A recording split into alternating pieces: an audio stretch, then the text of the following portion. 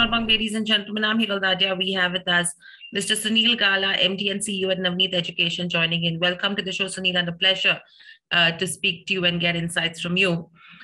Overall, Sunil, the way the last couple of years have been, education as an industry did see a lot of ups and downs, especially with schools, colleges all shut. Now that things have opened up, how has that transition been for you accordingly? Yeah, thanks, Hiral. First of all, transition has been good. After 2 years, we are seeing offtake of most of our products, and not only in publishing, but also in stationery products within India. So overall, we believe we are back to normal. Only one hitch that we are still seeing, that in the regional medium, students have not yet taken full admission, and therefore demand from regional medium is little bit lacking as of now. But as we understand that without education, I don't think so even they will be otherwise the most sufferer, and therefore it may be a delay by a month or so to come back to 100% normal. But otherwise, as we see from the market, understand from the market, things are looking much better now. Right. So overall, now if you go to see in terms of financial year FY22 as well, how have the financials stacked up, and how do you, are we already at pre-COVID levels? Yeah, so FY22-23, we are very confident that will be pre-COVID levels. We were rather expecting little growth there, but that we are still not sure. Things are little dicey at the ground, and therefore we will definitely reach that. We are very sure that we'll reach the pre-COVID levels, but how much growth above that we'll be able to, visualize around July time. Right. And overall, what are the key challenges according to you that we could be facing? So as such, one of the challenge that I already mentioned about few students in regional medium schools not taking admission. The other challenge which is there for many publishers and stationers, which is availability of raw material and hike in raw material pricing. Fortunately, we being largest direct consumer for all the paper mills in total, we are not facing that challenge as far as availability is concerned.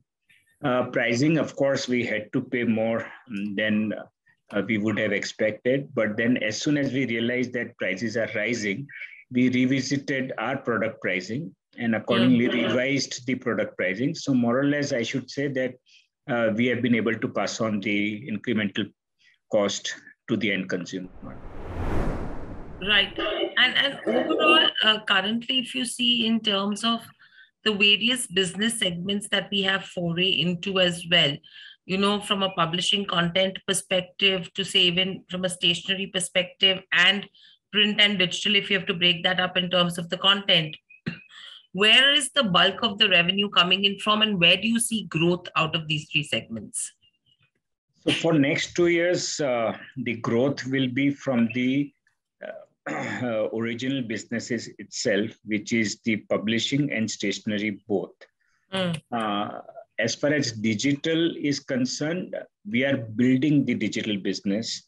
It will take 2 to 3 years for it to really stabilize, get schools getting convinced, teacher getting convinced, and put to use on a regular basis.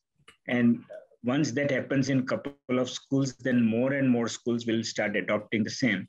So that we are building a strong base for our EdTech business. And that revenue we will see post 2-3 years. But till then, our core business is publishing, print publishing, and stationery will definitely grow.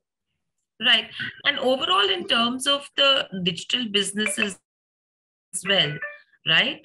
How do we really see that growth coming in? Is it going to be from private education space, or do you think even the government education space is going to be a target audience? So Hiral, till date, we have never approached government for our core businesses as well as for the digital. We have not that in mind. I should rather say that the products that we were bringing out in digital for last couple of years was meant for, of course, private SSC schools. But at present, as per our plan, we are really bringing out a very premium product for majorly CBSE and ICSE schools. And that will be sold only to the private schools. I don't think so government and its machinery will be able to adopt that or use that in the schools.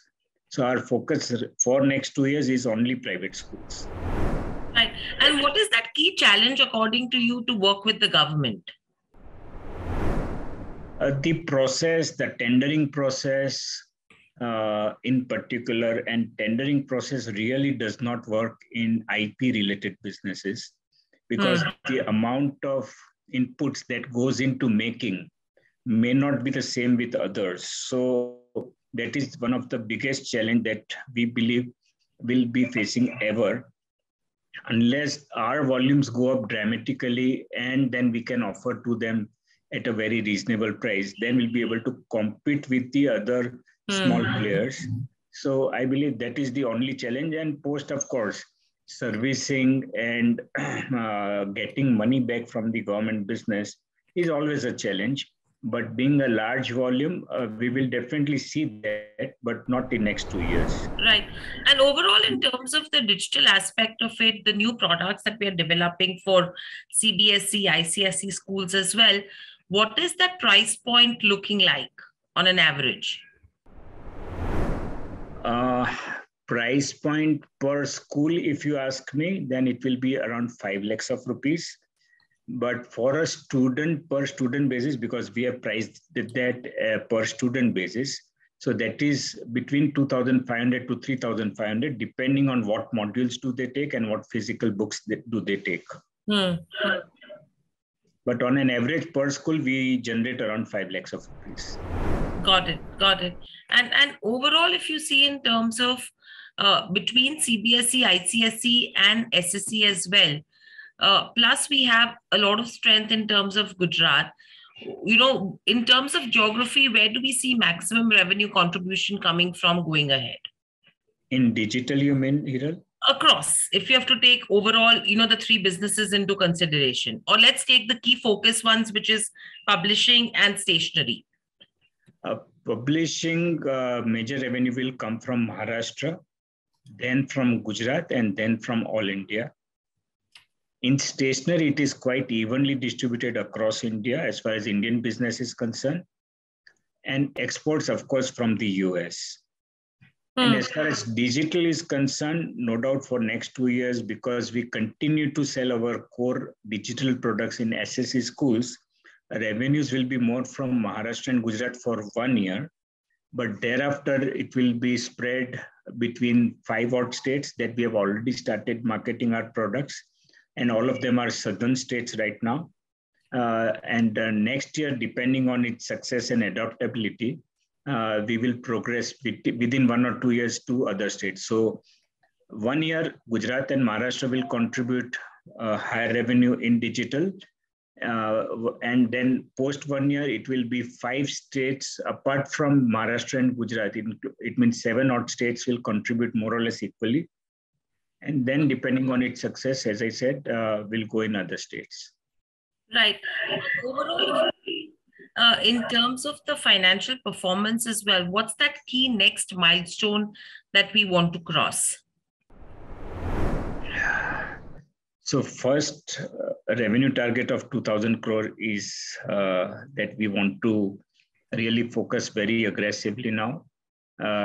May it comes from any businesses. Of course, if it comes from publishing business, nothing like it because margins are quite better. But overall, because of exports of stationery, we believe we'll be able to reach that in a 2-year time frame from what we are today.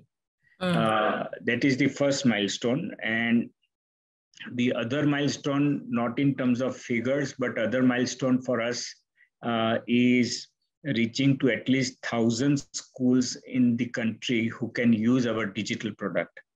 That is the second milestone that the company has kept in mind. Right. And overall, you see in terms of a lot of private schools as well, what's happening is, they are moving to the digital side of things versus, a hard copy book or anything of that sorts, right? Are you seeing that trend, or do you think it's still as much physical books are used versus PDFs or any other forms? No. We need to have little more clarity here. So we are looking at different types of schools. So as far as SSE schools are concerned, very simplistic version of digital intervention in the classroom would be required, wherein that will help teachers and students to teach and learn better. That is the simplistic because of the price points. It means physical books will have to be there over and above that for their better outcome of learning. If they use digital product, a simplistic version, then it will be useful. But when it comes to CBSE, ICSE, where most of us could be familiar with, we really doubt that only digital can play a role or only physical play a role. It will have to be a blended usage of both products. So books are not going to go out from the system for a long period, that we are very clear. As far as K12 is concerned, post K12, the scene could be different. But as far as K12 is concerned, both things will remain. But digital intervention in CBSE and ICSE schools will be much deeper. And for that, lots of activities and initiation from the teacher in particularly will have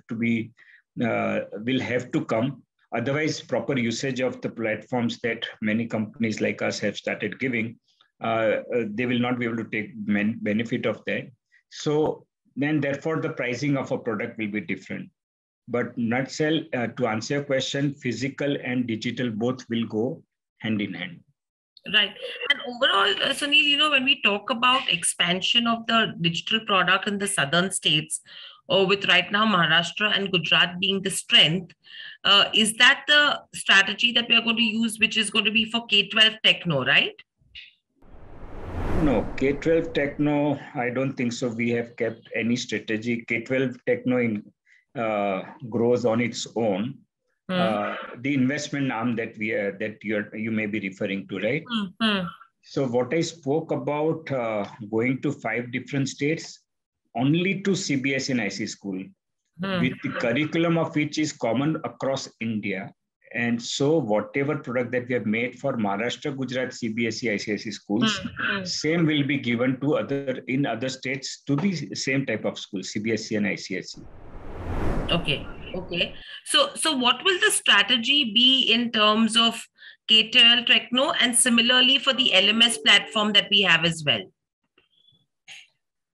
Again, K12 Techno is an investment. Our input is just strategic. So you can say it is more or less a financial investment as of now. Okay. In K12 Techno, apart from growing number of schools under management, K12 Techno has already started providing the same products that they are using in their own school, providing services to the other schools also in the market. In a way, Navneet and K12 are competing to each other now. Oh, wow. Yeah, and we are okay with that because the products are a little different, but finally we are benefited at both places. So we are okay with that. Yeah, so K12 growth, they are doing on their own, including growing schools and improving on more and more B2B schools. But similarly, the product that we have come out with, which has little more features, Navneet will try and grow their market share more and more to start with Maharashtra, Gujarat, and then 5 other states. Right, and that will also include the LMS platform. So our major offering, Hiral, is LMS as far as Navneet is concerned. But apart from LMS, the plan is to offer various other services which Navneet may develop internally, organically, or we will partner with few people. For that, discussions are already on with a couple of people. So with the same LMS platform, not same LMS, but ERP platform, wherein LMS will be one part, and there will be other services that schools are already consuming today. We will try and bundle all of them and offer it to the schools. So schools have to deal with only single party and not many parties. Got it.